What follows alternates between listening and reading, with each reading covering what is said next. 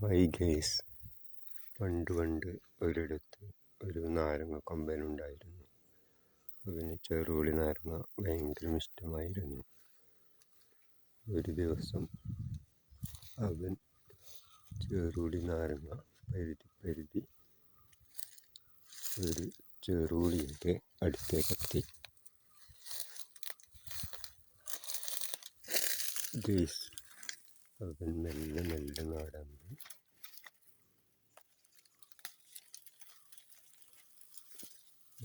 ചെറുപുളിയിലേക്ക് വലിഞ്ഞു കയറി. അപ്പോൾ അവൻ മുകളിൽ ഒരു ചെറുപുളി കണ്ടു.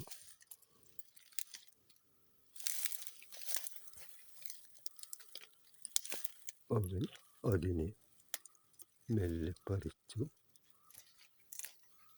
കൊത്തിത്തിന്നു.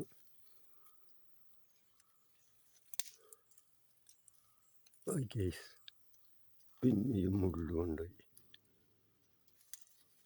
പരിക്ക് പറ്റി. ചെറുപുളിക്കൊമ്പന് പിന്നെയും പരിക്ക് പറ്റി.